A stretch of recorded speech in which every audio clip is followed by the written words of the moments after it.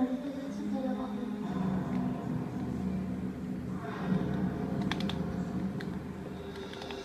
hello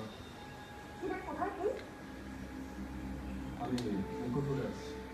আয় তাড়াতাড়ি মুকুটপুরে আয় চলে আয় কোথায় আমি মুকুটপুরে পৌঁছে গেছি তুই এসেছিলাম ডাক্তারকে তুই কি করতে গেছিস ওখানে আরে লস না রথে যাবো না আরে আমাদের সেনকেন রান্না নেই আমার শ্বশুরবাড়ি থেকে রথে রশিতে প্রথম হাত দিয়ে গান মারবে আমার কত রাতে জানা বলবে আমরা রথ এগোবে অবশ্য তোর রথ দেখার কলা গাছে দুটোই হবে চলে এখানে কলা আছে না মানে এখানে এসে ওই টুসুকে ডাকতে গিয়ে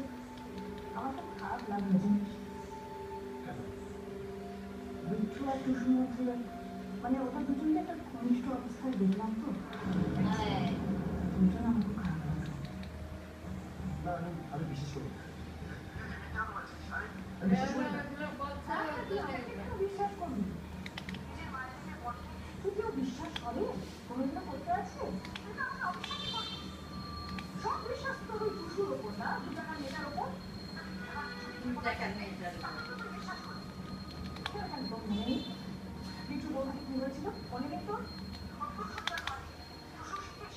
কিছু না লেগেছিল মনে নেই তো উনি মিথ্যে কথা বলছেন ভাবলে তোর মেয়েকে এখনো বিশ্বাস করতে পারছিস কি করে পারিস রে বিশ্বাস করি কারণ ওকে আমি ভালোবাসি ভালোবাসা এই শোন আমাকে শুধু ভালোবাসার কথা বলিস না তো আমার কাছে কোনো মানে নেই আমি বিশ্বাসই করি না তুই নিজে আয় না তুই আয় টুসু বাড়িতে টুসু বিট্টুকে নিয়ে বিবাহমন করছে আয় এসে দেখে যা